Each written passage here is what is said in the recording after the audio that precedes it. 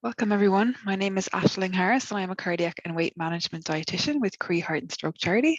And I'm really happy to be giving this webinar on eating well as we age as part of the Healthy Ireland at Your Libraries with Galway Libraries. So today I'm going to be giving a bit of an overview of how and what we should be eating as we age, specifically as we hit the age of around 65. And in 2021, the Food Safety Authority of Ireland, the FSAI, released new recommendations for dietary guidelines for older adults in Ireland. And these are in particular for adults aged over 65.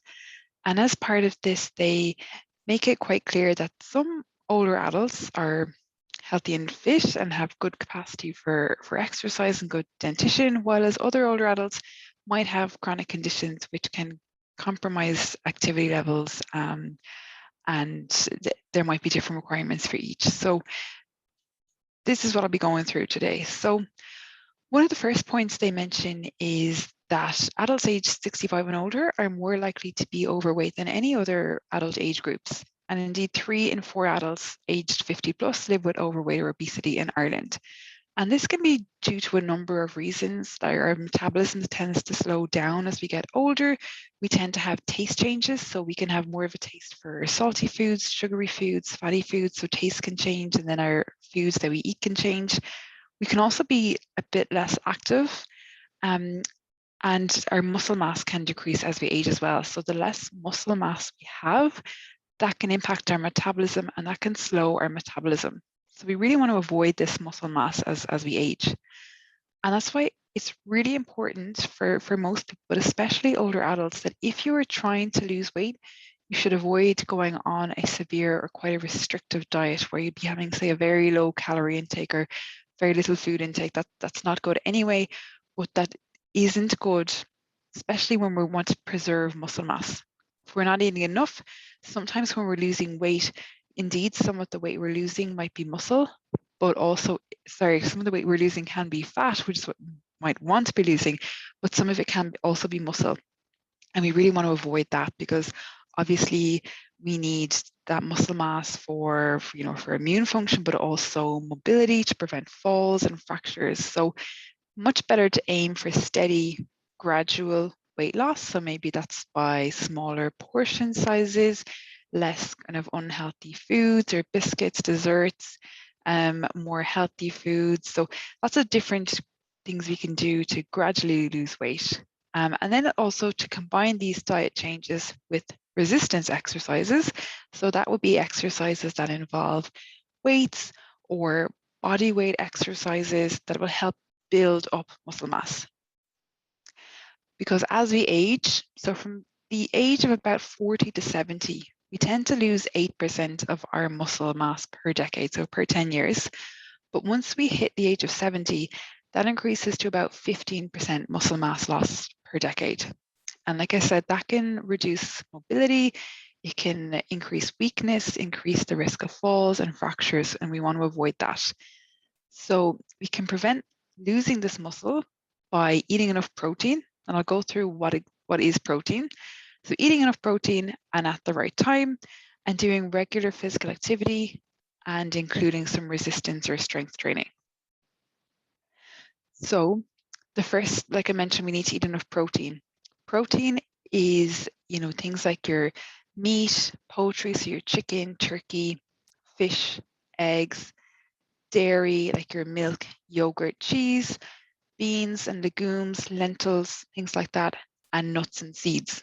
And older adults actually need more protein than younger adults. And that's something that a lot of us might not know.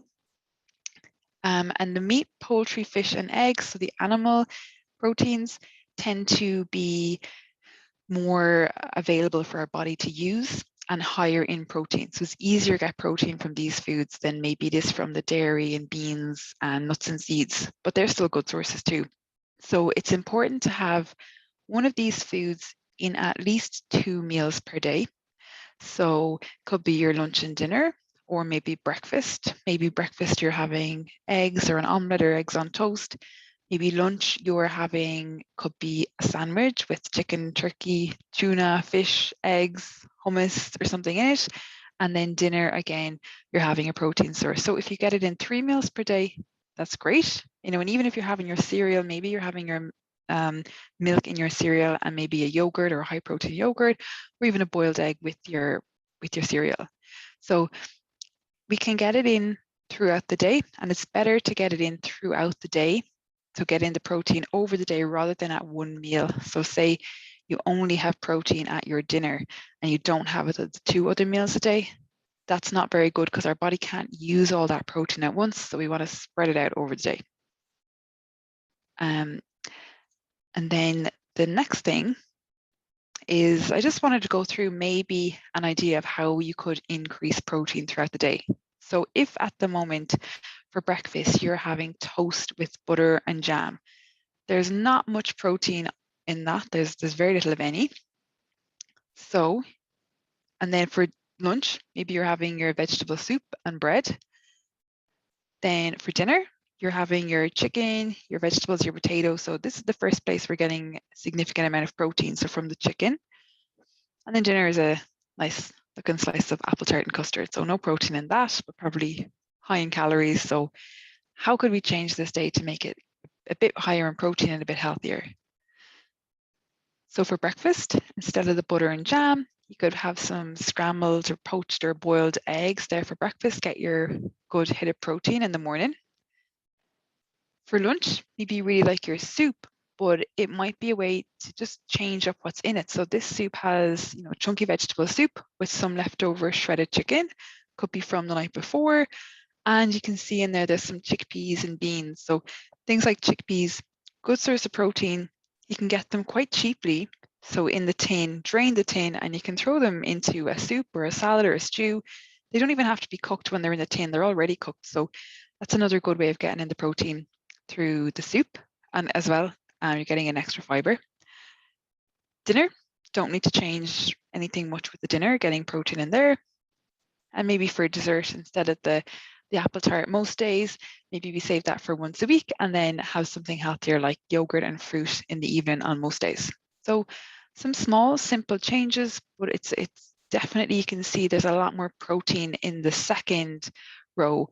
So this person then will be getting enough protein to support their muscle mass. Another important thing to consider is hydration. So how much fluid you're drinking, are you staying hydrated? This doesn't just have to come from water. So water will be the best source of hydration, but you can drink milk, tea, coffee, unsweetened fruit juices. These all count. Women need about 1.6 liters of drinks each day. So all fluids you drink, apart from alcohol, will count. And men need at least 2 liters a day. So that could be your 6 to 8 cups, but all count. If you are underweight, maybe frailer, older adults, milky drinks are a great source of extra calories and protein as well as fluid. So you can use milk, but if you were watching your weight, your water and unsweetened dilutable drinks would be better. And just something to mention would be that try to avoid strong tea or even coffee with meals, because this will interfere with the absorption of iron and zinc from your food. So 2 really important nutrients.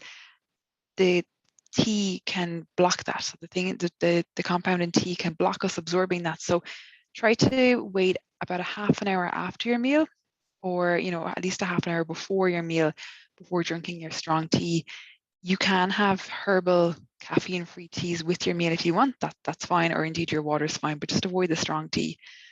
And try to avoid caffeine, like tea or coffee, close to bedtime, because it can disrupt your sleep. So again, your caffeine-free tea or coffee or some of the herbal teas can be fine. There's no caffeine in them, so they'll be okay.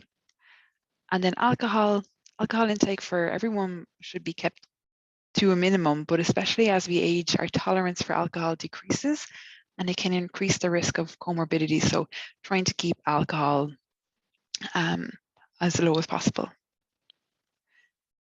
Another nutrient that we should consider and try to eat more of is fiber. So fiber, You'll know it from, whole grain foods and cereals.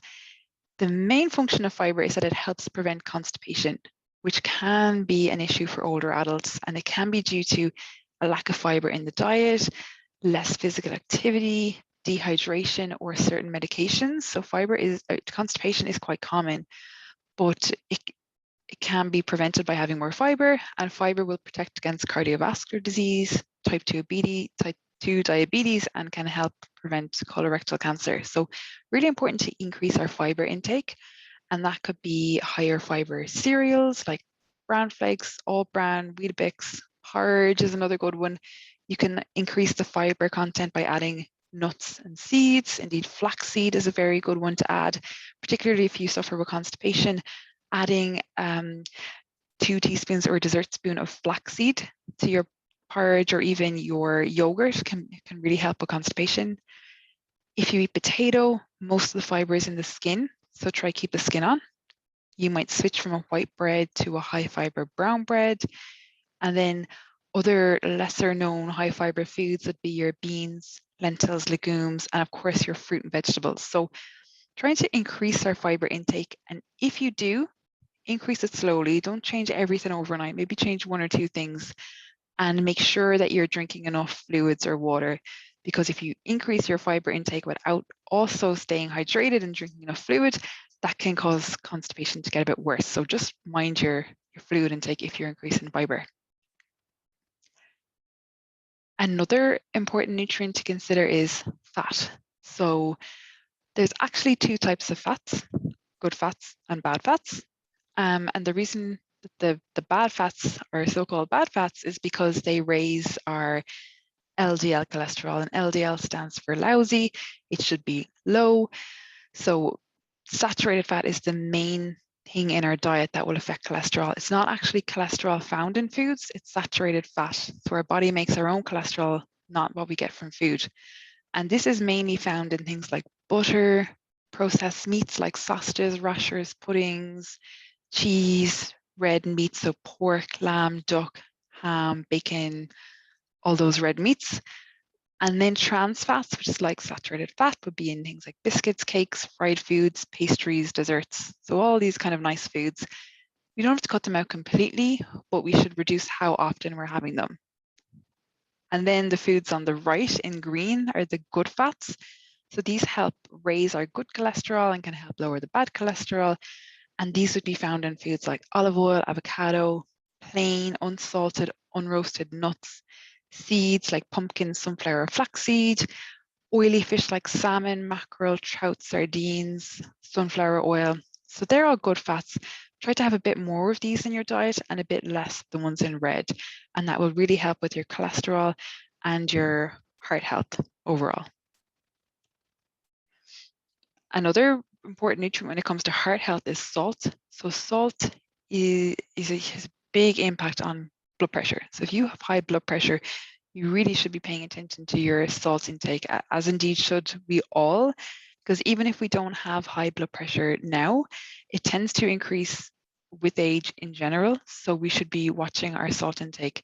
And over 50% of older adults in Ireland have high blood pressure, and it can be made more difficult because as we age, our sense of taste diminishes slightly, which leads us to maybe needing a bit more salt on our food to get the same salty taste. So to be aware of that and trying to combat that by using more herbs and spices and different flavorings so that we're not as reliant on salt.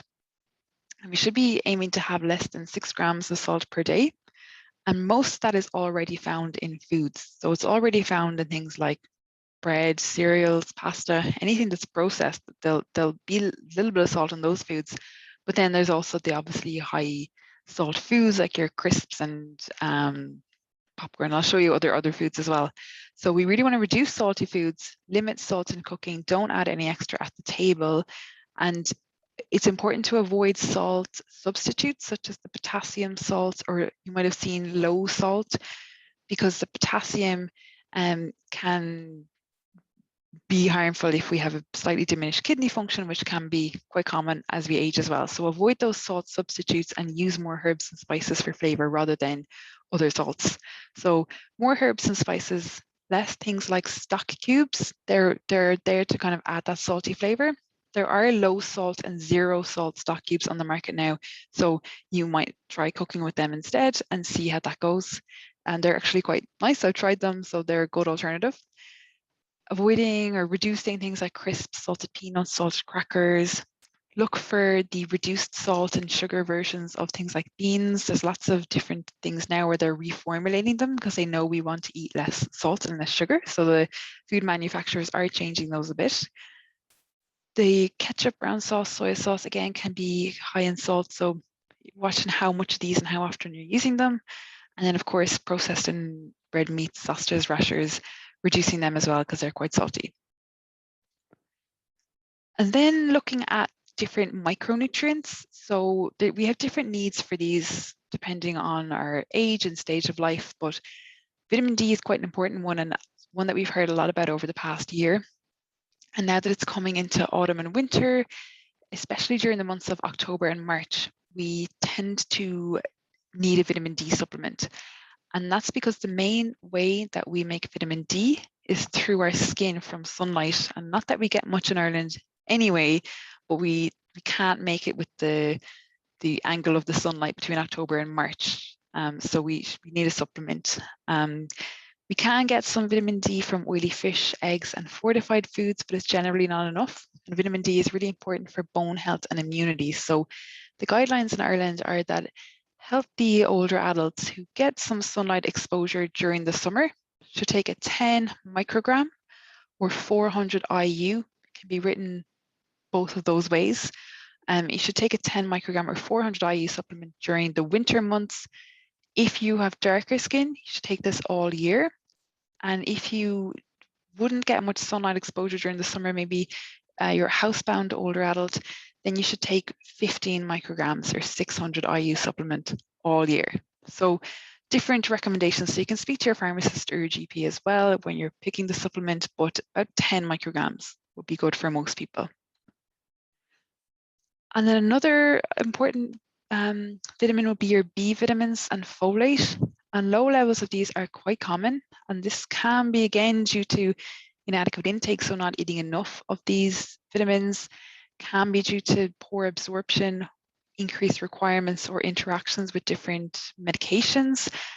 It can be associated with cardiovascular disease, cognitive dysfunction, and osteoporosis, but it's very difficult to measure, are we getting enough from our diet? So it's important to test these in your routine blood tests with your GP. So they might add them on, or you might mention that they add these on in your next blood test, and you can see from then if you're eating and if you have enough, and if you don't have enough, you might need a supplement then. But the main food sources for B12 would be meat and fortified breakfast cereals. So if you get your cereal, you might see on the box that it's fortified with these vitamins, and most of them are.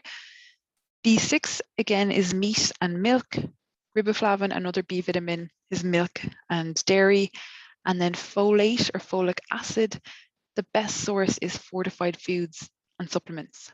It is found in green leafy veg, legumes, and liver, but we don't absorb that type of folate as well as folic acid.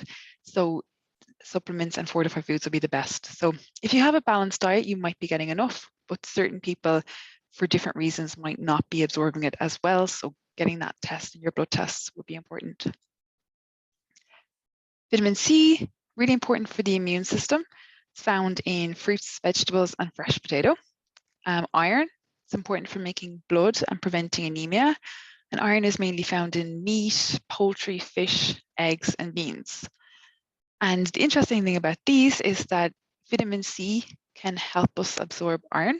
So if you're having a high iron food, so let's say you're having chicken or beef stir fry, if you put in foods that contain vitamin C with it, it will help you absorb iron. So you can see in the picture here, I've got the beef stir fry, and then I've got peppers, which are a great source of vitamin C, so it'll help you absorb some iron. Or maybe you're having a bowl of fruit salad after your dinner, so fruit, great source of vitamin C, or maybe a glass of fruit juice with your dinner. That might be the easiest way for some people to get into vitamin C with the meal. So that will help you absorb it. And remember to not have your tea or coffee with the meal because that will block the iron absorption. So if you're low in iron, you'll know from blood tests, having a vitamin C, your juice, your fruit, or your peppers with your meal will help, and avoid the tea and coffee.